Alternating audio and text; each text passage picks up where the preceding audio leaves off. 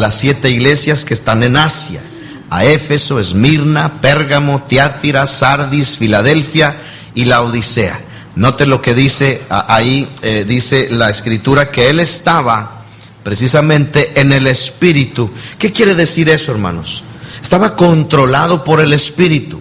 Quizá en ese momento Juan tuvo un éxtasis, como lo tuvo el profeta Ezequiel, como lo tuvo Daniel, hermanos, que a través de esos éxtasis que tenían en el Espíritu, no solamente tenían visiones, hermano, sino que eran transportados. Si usted lee el profeta Ezequiel, él fue transportado al río Ucal, ahí, y él tuvo una visión ahí, y él precisamente por ese éxtasis que tuvo en el Espíritu, dice la palabra que no podía ni siquiera levantarse, sino que el Espíritu mismo lo incorpora, le da fuerza.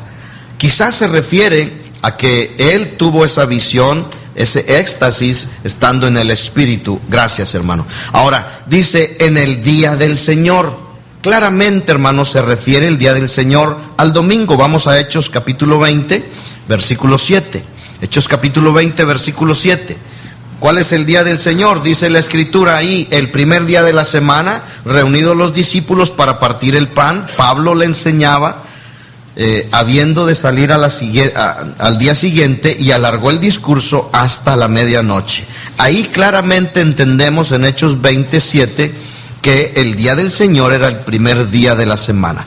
Lo vimos también la semana pasada, cuando los discípulos se estaban congregando en el día del Señor. Ahora, ¿qué escuchó él ahí? Dice la escritura que él oyó una gran voz, y esa es la voz de Cristo Jesús, la voz tronante. Dios se revela a los hombres a través de Cristo Jesús. ¿Por qué? Note lo que decía esa voz. Dice en el versículo 11: yo soy el alfa y la omega. ¿A qué se refiere con eso? Hermanos, estamos hablando del alfabeto griego, ¿sí? El alfabeto griego. La primera letra, hermanos, en nuestro abecedario, en nuestro alfabeto, ¿cuál es? La A. Y la última, la Z. Pero en el alfabeto griego, la primera letra es alfa, así se conoce, y la última es omega. Por eso él estaba diciendo: yo soy el alfa y la omega. ¿Qué quiere decir eso? Lo vuelve a decir: el primero y el último. A eso se refiere, ¿sí? Cuando dice el alfa y la omega. Ahora, le encomienda que escriba en un libro. ¿Cuál libro? El de Apocalipsis, ¿sí? Lo que ve. Dice: y envíalo a las 7 iglesias que están en Asia. Las 7 iglesias que están en Asia. Ahora, ¿qué es lo que Juan vio? Notemos qué es lo que Juan vio. Los versos 12 al 16. Dice la palabra de Dios: y me volví para ver la voz que hablaba conmigo, y vuelto vi 7 candeleros de oro, y en medio de los 7 candeleros a uno semejante al Hijo del Hombre, vestido de una ropa que llegaba hasta los pies, y ceñido por el pecho con un cinto de oro. Note ahí, dice que vio 7 candeleros. Cada candelero representaba una iglesia. ¿Cuáles iglesias? Bueno, estas iglesias que están mencionadas en el versículo 11. Iglesias físicas, iglesias que existieron, iglesias literales: Éfeso, Esmirna, Pérgamo, Tiatira, Sardis, Filadelfia y Laodicea.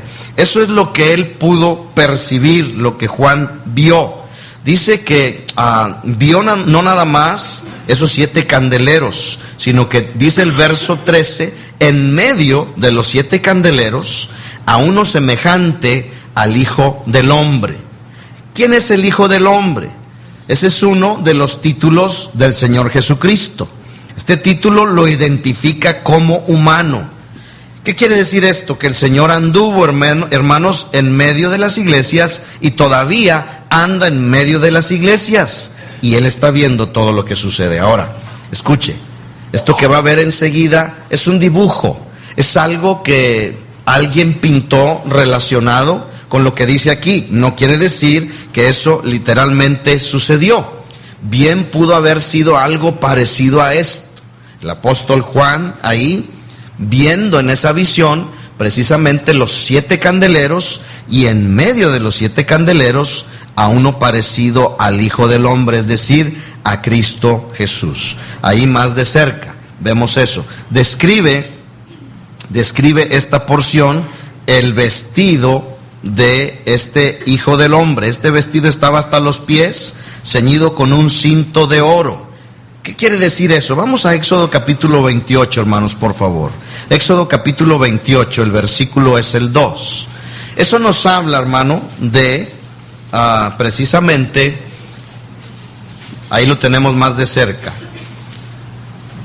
de Cristo Jesús como el sumo sacerdote. Ahí en Éxodo 28 nos describe las vestiduras que usaba el sumo sacerdote. Y dentro de ellas, de esas vestiduras, note lo que dice: y harás vestiduras sagradas a Aarón tu hermano. Ya estamos en el verso 2, hermano. Dice, de honra y hermosura. Ahora, el versículo 8, por favor, todos juntos leyendo el versículo 8. 1, 2, 3. Cinto de obra primorosa será sobre él, será de la misma obra, parte del mismo, de oro, azul, púrpura, carmesí y lino. Amén. Ahora, esta descripción corresponde mucho a lo que usaba el sumo sacerdote como su vestuario. Entonces, ¿qué es lo que estaba representando? Estaba representando a Cristo ahora como el sumo sacerdote. ¿Pero qué estaba haciendo él? Dice la Escritura que estaba en medio de los 7 candeleros. Hermanos, estas iglesias representan a cada iglesia en cada tiempo, desde el pasado hasta nuestros días. ¿Sí? ¿Qué quiere decir esto? Cristo se pasea en medio de las iglesias. Es más, hermanos, estoy completamente seguro de que Él está aquí presente. Él supervisa lo que pasa en una iglesia. A Él no se le escapa nada de lo que sucede en una iglesia. Y déjeme decirle una cosa: Cristo Jesús no solamente está esta mañana en medio de nosotros, porque la iglesia está reunida. Cristo Jesús sabe todo el tiempo que está haciendo la iglesia, aunque la iglesia no esté reunida. ¿Qué quiere decir eso? Quiere decir que donde esté la hermana Angélica, donde esté la hermana Lupita, donde esté la hermana Eunice, donde esté el hermano Guillermo, Cristo va a estar checando. ¿Qué anda haciendo la iglesia? Mira nomás la iglesia Bethesda, ¿sí? ¿Dónde anda participando? Mira nomás, de la iglesia Bethesda andan viniendo a la lotería. De la iglesia Bethesda andan metiéndose en estos antros. De la iglesia Bethesda andan aquí, allá y más allá. De la iglesia Bethesda andan oyendo la música del mundo. De la iglesia Bethesda andan viendo las telenovelas. Hermano, Dios está supervisando nuestra iglesia. Sí, por favor, hermano, no tenga en menos la instrucción que se le da desde este púlpito. Sí, Él nos supervisa. Sí, Él es el sumo sacerdote, Él es el inspector. Sí, quizá aquí hay un director, su pastor, pero Él es el inspector que está sobre cualquier autoridad. Y Él, dice la Escritura, que está en medio de las iglesias. Ahora, es importante notar eso. Voy a repetir nuevamente. Aquí vemos a Cristo entre sus iglesias para examinarlas, pero también para protegerlas. En los capítulos 2 y 3, que son los que siguen para estudiar, hermanos, vamos a ver también que Él juzga al pueblo, a su iglesia. Amén. Juzga a la iglesia. Veremos cómo juzga a cada una. Vaya conmigo a Primera de Pedro, capítulo 4, versículos 17 y 18. Hermanos, si Él es el juez justo, note lo que dice aquí la Escritura. Primera de Pedro, ¿ya estamos ahí? Capítulo 4, dice verso 17: porque es tiempo de que el juicio comience por la casa de Dios. Y si primero comienza por nosotros, ¿cuál será el fin de aquellos que no obedecen al Evangelio de Dios? Y si el justo con dificultad se salva, ¿en dónde aparecerá el impío y el pecador? Hermano, Cristo Jesús está tomando nota. Y Él está supervisando. Sí, nos protege y gloria a Dios por eso. Pero Él también nos está supervisando. Él sabe qué estamos haciendo, por qué estamos haciendo. Es más, Él sabe por qué no has venido a visitar. Él sabe cuánto tiempo hemos pasado en la Biblia y en la oración durante esta semana. A Él no lo engañamos. Y dice que el juicio va a empezar por su casa, es decir, por nosotros. Él va a escudriñarnos y Él nos va a llamar a cuenta. Más adelante en el libro veremos cómo después de juzgar, fíjese, Él va a juzgar a su pueblo, Israel, va a juzgar a la iglesia y después va a juzgar el mundo y va a ser un juicio terrible, pero nadie nos vamos a escapar. Note las características en el verso 14, está conmigo. Dice, su cabeza y sus cabellos eran blancos como blanca lana, como nieve, sus ojos como llama de fuego y sus pies semejantes al bronce bruñido, refulgente como en un horno, y su voz como estruendo de muchas aguas. Tenía en su diestra 7 estrellas y de su boca salía una espada aguda de 2 filos, y su rostro era como el sol cuando resplandece en su fuerza. ¿A qué se refiere cabellos de blanca lana? En Daniel capítulo 7 versos 9 y 10 tenemos algo muy similar. Estuve mirando hasta que fueron puestos tronos y se sentó un anciano de días, cuyo vestido era blanco como la nieve y el pelo de su cabeza como lana limpia. Su trono llama de fuego y las ruedas del mismo fuego ardiente.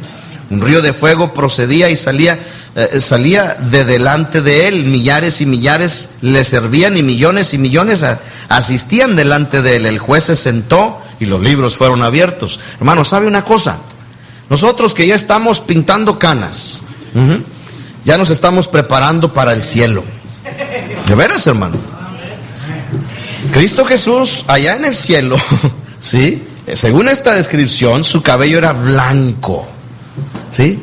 Entonces, lo siento, hermanos, somos más santos que ustedes, ¿verdad?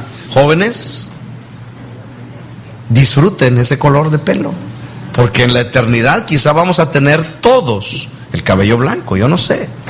Quizá lo natural es eso, y no negro, pero nosotros estamos impuestos al revés. No, lo negro y después pues ya se va haciendo viejío, entonces ya, no.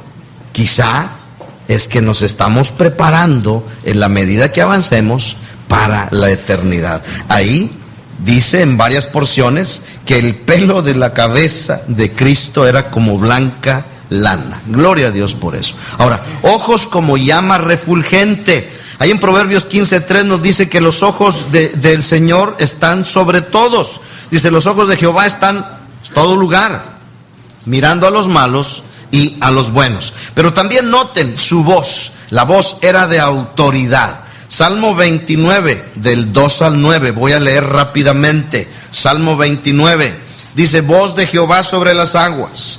Truena el Dios de gloria, Jehová sobre las muchas aguas. Voz de Jehová con potencia, voz de Jehová con gloria, voz de Jehová que quebranta los cedros. Quebrantó Jehová los cedros del Líbano, los hizo saltar como becerros, al Líbano y al Sirión, como hijos de búfalos. Voz de Jehová que derrama llamas de fuego, voz de Jehová que hace temblar el desierto, hace temblar Jehová el desierto de Cades. Voz de Jehová que desgaja las encinas y desnuda los bosques. En su templo todo proclama su gloria. Hermanos, si antenoche nos despertaron esos truenos, pues más o menos esa es la voz de Jehová. Ante su voz nada se resiste. Ahora, en su diestra dice que hay 7 estrellas. Esas 7 estrellas representan a los ángeles de las iglesias. Tenía en su diestra 7 estrellas. ¿Qué quiere decir eso? Cada iglesia tiene su ángel y delante de Dios el pastor es un tipo del ángel. Amén. De la iglesia. Los pastores, fíjese usted qué hermoso, se encuentran en un lugar de protección, de sostén, de honor y de autoridad. Por eso están las 7 estrellas en la mano derecha, en lugar de protección. ¿Qué mejor lugar que en la mano de Dios? Un lugar de sostén, Él es el que sustenta, Él es el que sostiene. Un lugar de honor, la mano derecha, ¿sí? y un lugar de autoridad en la